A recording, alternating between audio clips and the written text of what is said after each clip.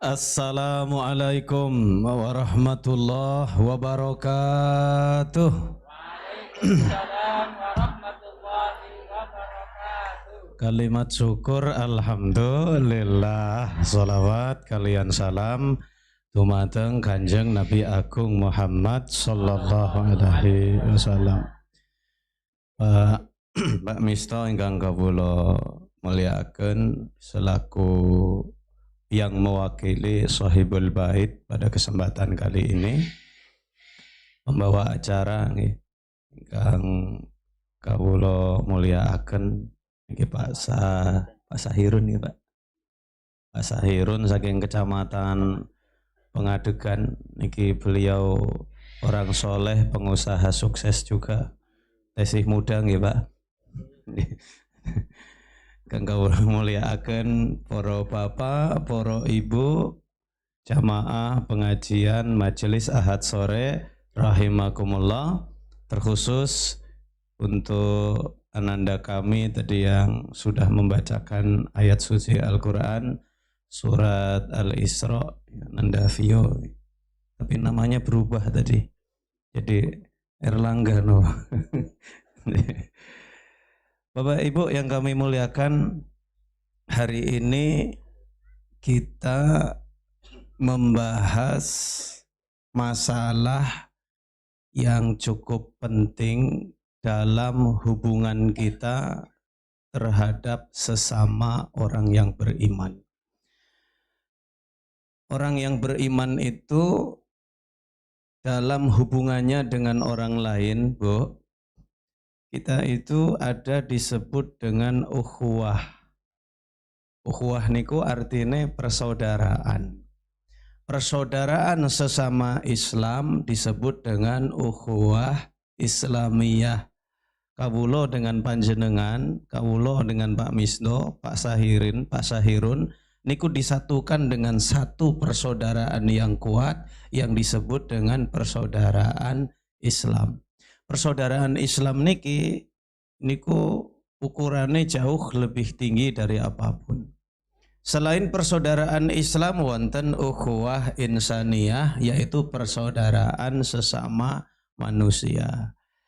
Seorang muslim dalam persaudaraan sesama Islam itu yang paling rendah, Bu, disebut dengan salamatus sodr. Apa itu salamatus sodr? Hati kita itu bombong dengan orang lain. Bombongnya ke kepriwe?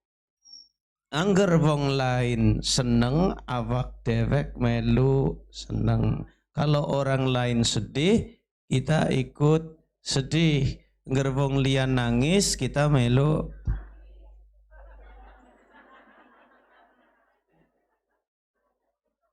Yeah.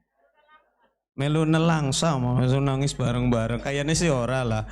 Apaan jenengan ada seorang ibu-ibu diuji oleh Allah suaminya meninggal, apa jenengan melu nangis? Ngangger melu nangis malah curiga, Mbok. Anak apa kok malah tangis lebih banter gitu.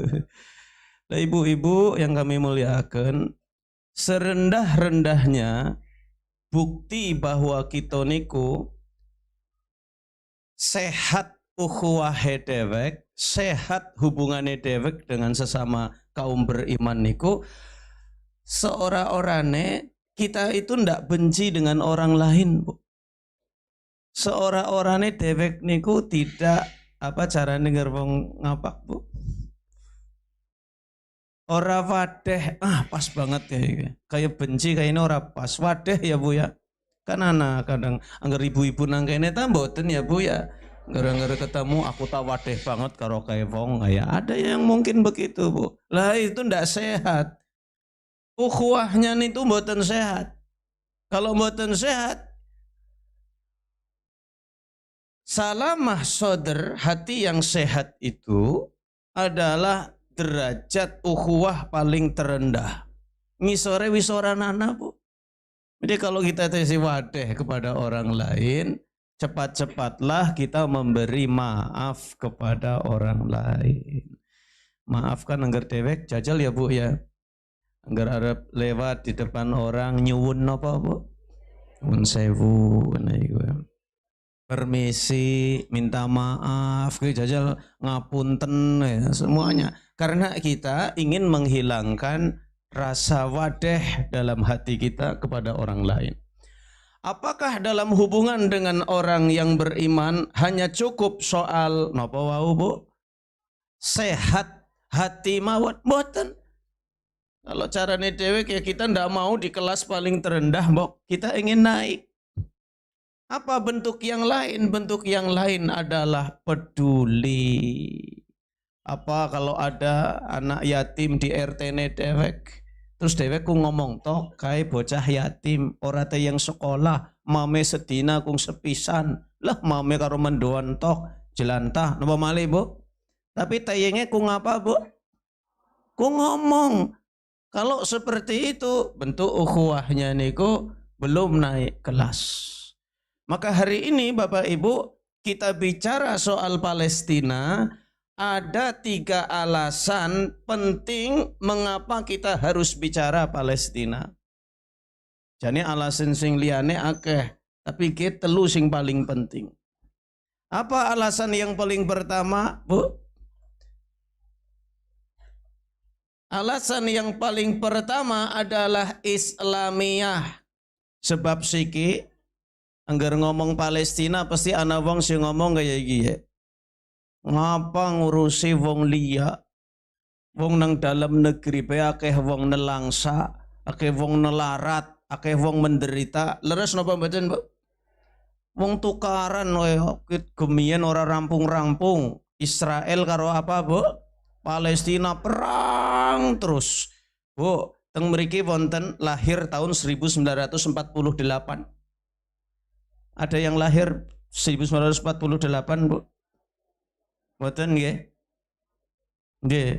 Oh, wonten teng wingking, alhamdulillah niku. Nggih, 1948 niku. Malah 45 sejak Indonesia merdeka nggih, Bu? Allahu Akbar. Rakyat Palestina itu telah dijajah oleh Israel dari tahun 1948 sampai hari ini. Makanya alasan yang pertama, alasan apa, Bu? Islam. Karena alasan Islam ke alasane kepriwe? Alasan Islam sebab Palestina itu adalah wasiat dari Kanjeng Nabi Agung Muhammad sallallahu alaihi wasallam. Wow, sudah dibacakan oleh Ananda Vio. Surat Al-Isra ayat 1. Panjenengan hafal, Bu? Boten, ora apa-apa dihafal, mbok jere sapa ngesuk ana apa, Bu? Terpres ke dielingna kayak Pak Misto ya. Mbok jere sapa hafal. Soalnya ayatnya gampang banget dihafal nggih, Bu? Gampil dihafal nih ke ayatnya nggih. Monggo kita mau sami-sami. A'udzu billahi minasyaitonir rajim. Bismillahirrahmanirrahim. Subhanalladzi asra bi'abdihi laylan minal masjidil haram ilal masjidil aqsa alladzi barakna hawlahu linuriyahu min ayatina. Innahu huwas sami'ul basir. Surat Al-Isra ayat 1 niki menceritakan tentang peristiwa luar biasa, yaitu peristiwa Isra lan Mi'raj Kanjeng Nabi Agung Muhammad sallallahu alaihi wasallam. Isra artinya Kanjeng Nabi diberangkatkan di malam hari. Isra niku artinya perjalanan di malam hari. Kanjeng Nabi diperjalankan saking Masjidil Haram mengendarai napa, Bu? Kendaraan khusus saking langit jenenge buraq sampai ke Palestina. Palestina ini niku teng pundi? Masjidil Aqsa. Itulah yang disebut dengan Isra. Mi'raj niku pripun? Dari Masjidil Aqsa Kanjeng Nabi naik ke langit. Langit pinten setunggal nomor 7. Melewati langit yang ketujuh. Ibu-ibu, kalau wonten pertanyaan sederhana, misalnya Kanjeng Nabi Mi'raj langsung saking Ka'bah, sebab Rasul niku kan teng Baitul Ma'mur nggih. Setelah langit 7 niku kan Baitul Ma'mur nggih. Niku kan sejajar antara Baitul Ma'mur teng langit 7 niku dengan posisine Ka'bah. Angger Baitul Ma'mur malaikat niku tawaf orana mandeke. Mana mandeke Bu? Sehari dulu sampai sekarang. Makanya tawaf teng Ka'bah ora nanda mandeke kecuali pas salat, ngoten nggih. Pas salat azan kok salat, bar salat mulai malih napa mboten, Bu? Mulai malih. Jadi mboten pernah putus niku sami dengan atas. Jika Kanjeng Nabi Agung Muhammad sallallahu alaihi wasallam oleh Allah dimi'rajkan, dinaikkan dari Ka'bah langsung ke langit 7, kira-kira saged napa mboten, Mbok? Kira-kira mungkin napa mboten, Mbok? Ya mungkin, Mbok. Lagi pertanyaannya, deneng Kanjeng Nabi mampir disit meng Palestina. Deneng kudu mampir. Wong Masjidil Haram niku masjid pertama yang dibangun, Mbok. Masjid keduane Masjidil Aqsa. Masjid ketiga masjid napa, Bu?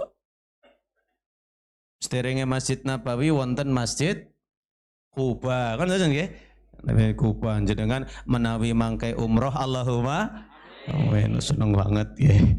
Wonten jalan-jalan teng Masjid Quba ngoten nggih.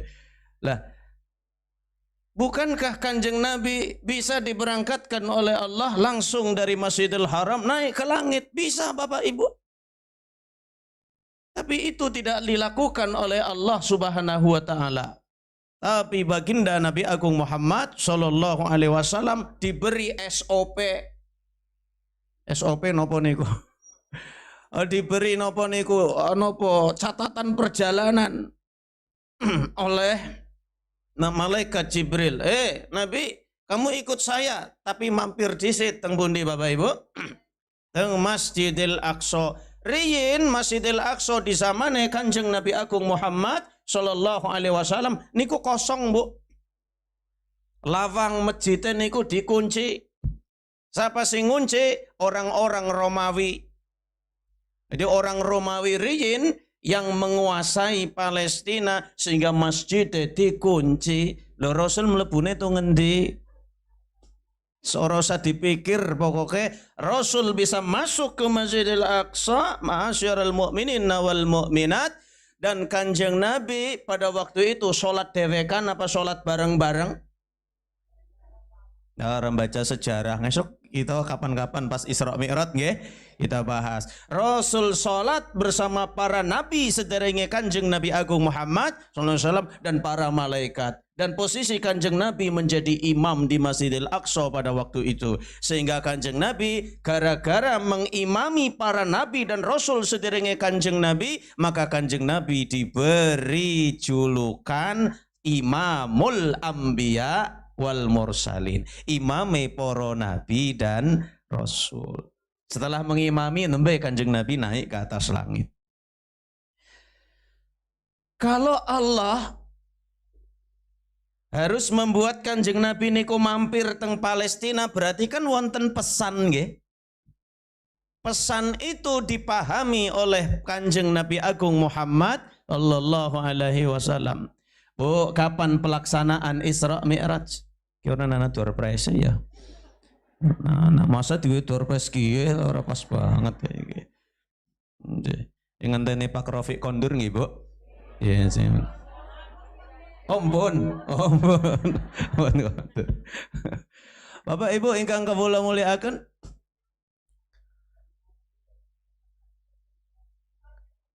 Isra Mi'raj itu dilaksanakan pada tahun 10 kenabian.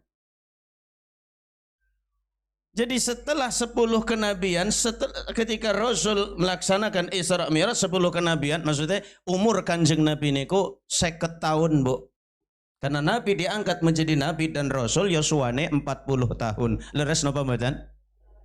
Ya ora kuat jawab. Leres napa mboten, Bu? Deh 40 tahun, 10 tahun kemudian Rasul naik ke langit, Isra terlebih dahulu, nembe Mi'raj. Setelah selesai Isra Mi'raj, Rasul Shallallahu Alaihi Wasallam mengerti bahwa diisrokannya Kanjeng Nabi Agung Muhammad Shallallahu Alaihi Wasallam sesungguhnya untuk suatu misi yang sangat besar. Apa misinya, Bu? Apa pekerjaan rumah yang harus diselesaikan oleh Kanjeng Nabi? Pekerjaan rumahnya adalah mengambil lagi Masjidil Aqsa atau membuka pintu Masjidil Aqsa yang dikunci oleh Imperium Romawi. Umat Islam harus sholat di Masjid Aqsa sebab Masjidil Aqsa adalah masjidnya umat Islam. Betul, Bu? Mulanya ketika Kanjeng Nabi Muhammad SAW tesi teng Mekah, beliau belum melakukan apa-apa. Tapi begitu Kanjeng Nabi Agung Muhammad SAW sampun teng Madinah, beliau memahami bahwa Palestina harus dibebaskan dari penjajah Romawi. Maka tahun 7 Hijriah, Bu, terjadi perang besar yang disebut dengan Perang Mu'tah. Perang Mu'tah itu adalah perang yang terjadi di wilayah Syria sekarang. Wilayah Syria yang mendekati Masjidil Aqsa. Ada 3 panglima yang diutus oleh Kanjeng Nabi Agung Muhammad Shallallahu Alaihi Wasallam. 3 panglima itu nomor setunggal bernama Zaid bin Harisah, anak angkat Kanjeng Nabi Muhammad Shallallahu Alaihi Wasallam yang sangat dicintai oleh Kanjeng Nabi. Gugur di medan perang, lalu digantikan panglima yang kedua bernama Ja'far bin Abi Thalib. Wafat. Gugur, lalu digantikan panglima yang ketiga bernama Abdullah bin Rawaha. 3-3 ini gugur, lalu datanglah pemimpin yang memang sudah dipersiapkan oleh Allah Subhanahu wa taala, asmane Khalid bin Walid. Perang Mu'tah selesai, mereka kembali, pasukan Romawi mundur, ma'asyiral mu'minin. Apakah berhenti? Betul. Rasul punya cita-cita agar Masjid Al-Aqsa pintunya saged dibuka, artinya umat Islam saged sholat teng Masjid Al-Aqsa. Maka pada 1 tahun kemudian, berarti tahun pinten? Tahun 8 nggih. Tahun 8 Hijriah, Kanjeng Nabi Agung Muhammad sallallahu alaihi wasallam yang langsung memimpin sendiri perang besar, judul perang ini perang Yarmuk. Yarmuk, Bu. Ini padha guyu ke? Udu nyamuk. Ya pokoknya kayak gue lah. Di perang Yarmuk selesai. Dan sederenge Kanjeng Nabi Agung Muhammad sallallahu alaihi wasallam. Nah, perang Yarmuk itu posisinya hampir mendekati wilayah Palestina atau Masjidil Aqsa. Lalu sederenge Kanjeng Nabi Agung Muhammad sallallahu alaihi wasallam wafat, Rasul itu mengirim pasukan yang dipimpin oleh putranya anak angkat Kanjeng Nabi bernama Usamah bin Zaid. Kemana Bapak Ibu? Misi untuk membebaskan Al-Aqsa dari penjajahan Romawi. Nembe dikirim Bapak Ibu, Kanjeng Nabi Agung Muhammad Sallallahu Alaihi Wasallam wafat. Jadi tugasnya belum selesai. Maka Abu Bakar Siddiq yang menggantikan Kanjeng Nabi Agung Muhammad Sallallahu Alaihi Wasallam pada waktu itu diberi masukan oleh orang-orang di sekitar Madinah. Wahai Abu Bakar, pemimpin kami, itu 30.000 pasukan yang ada di luar Madinah tolong diambil lagi sebab Madinah kita kekurangan pasukan. Yang diperintahkan oleh Rasul Usama bin Zaid, mohon ditarik lagi ke kota suci Madinah. Tapi apa jawaban Abu Bakar Siddiq? Jawaban Abu Bakar Siddiq, pasukan yang telah dikirim oleh baginda Nabi sebelum selesai melaksanakan tugas saya tidak akan memulangkan. Akhirnya Usamah jalan lagi sampai mendekati wilayah Masjidil Aqsa Palestina. Setelah misi selesai, Bapak Ibu yang kami muliakan, pasukan pun kembali.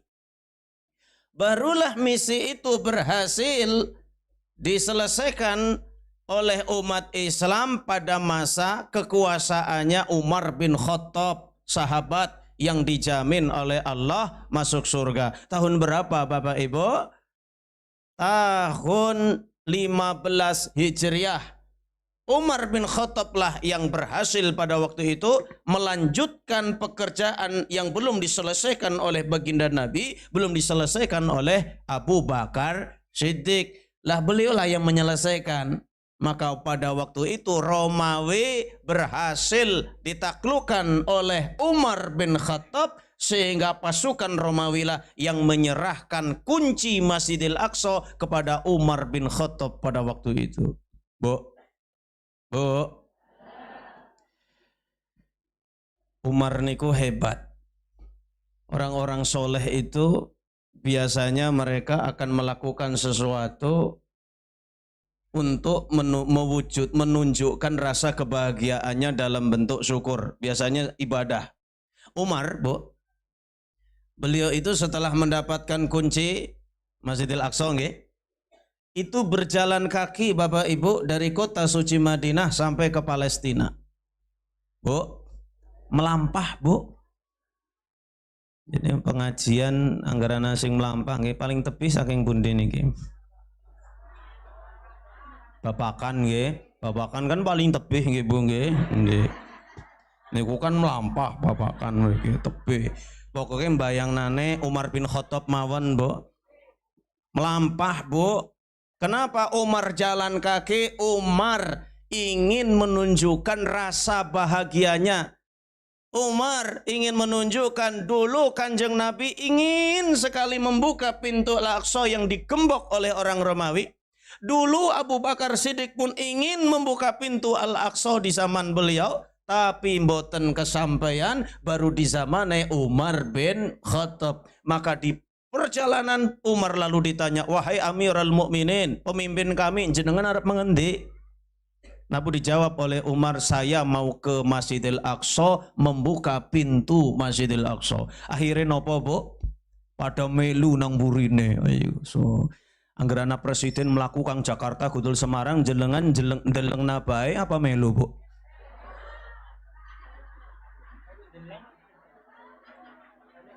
Bu, misale Pak Jokowi melampah saking istana presiden jalan kaki sampai Solo, misale jenengan melu melampah apa ndelengna?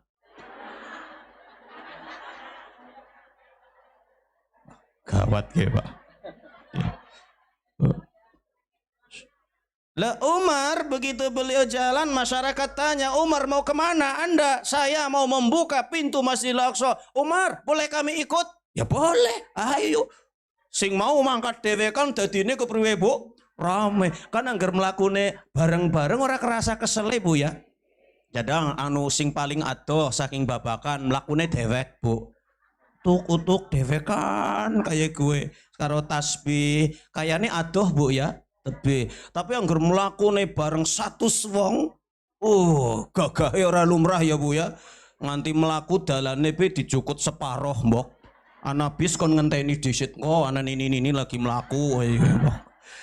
Ibu yang kami muliakan, begitu Umar sampai ke Palestina, apa yang dilakukan oleh Umar? Umar lah yang membuka pintu Masjidil Aqsa pada waktu itu sholat maghrib.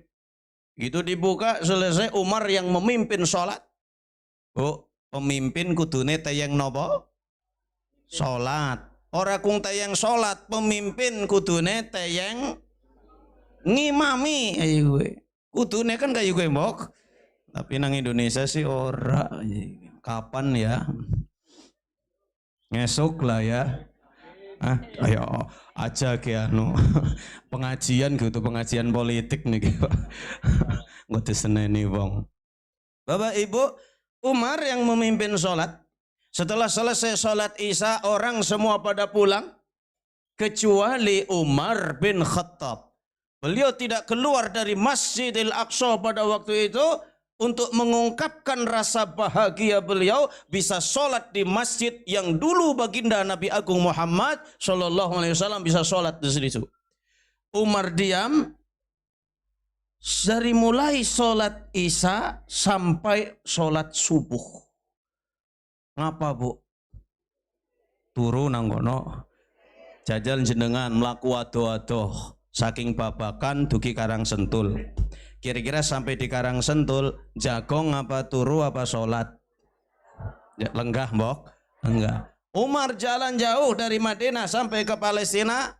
Kalau orang sudah jalan jauh, apakah Umar langsung turu? Mboten bu, mboten sare. Malah Umar nopo? Sholat.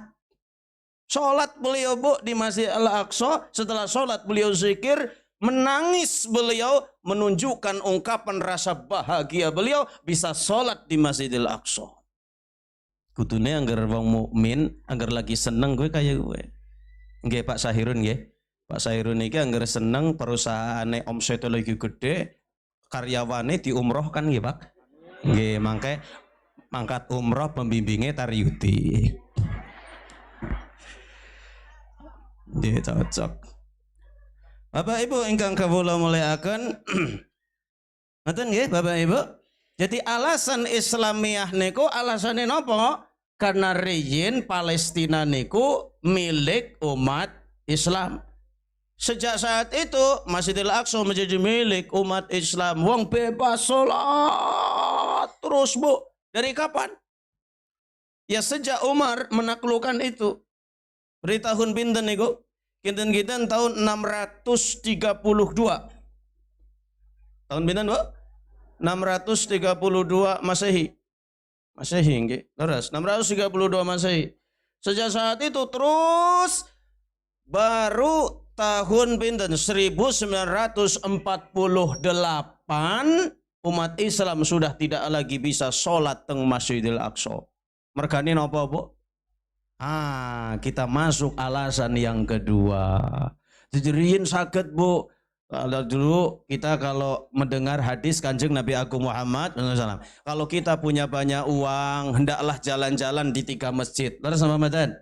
Masjid yang pertama Masjidil Haram teng Mekah. Masjid yang kedua Masjid Nabawi teng Madinah. Masjid yang ketiga Masjidil Aqsa teng Palestina. Tapi siki angel meng Palestina. Jenengan anggarep salat meng Palestina kudu lewat Israel region.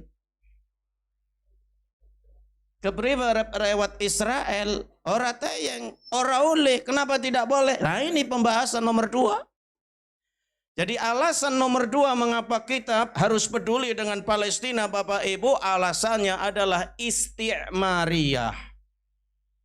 Isti'mariyah niku kolonialisme, imperialisme, bahasane wong Purbalingga penjajahan. Jenengan gelem dijajah ora Bu? Dijajah, yang paling dijajah oleh bangsa asing itu menyakitkan. Apalagi dijajah oleh bangsa sendiri. Ana ora Bu dijajah bangsa sendiri Bu? Wis suwe tinggal sebelum Indonesia merdeka nggih Bu, Pak. Sudah lama tinggal di situ, tiba-tiba diusir karo wong dewek. Sedih apa ora? Gara-gara napa Bu? Gara-gara investasi. Aku sih ora cerita ngendi-ngendi, cerita gue bae lah pokoknya. Mudah-mudahan jenengan paham lah. Bapak Ibu, alasan imperialisme, alasan penjajahan. Kenapa alasan penjajahan? Karena seluruh bangsa di dunia ini sekarang sudah merdeka Bu. Orang nana satu bangsa pun yang sekarang dijajah. Tidak ada. Kecuali Palestina. Tidak ada Bu. Mana lagi tidak ada. Cuman Palestina saja. Bangsa yang sekarang masih dijajah. Jadi persoalan besar di Palestina itu adalah masalah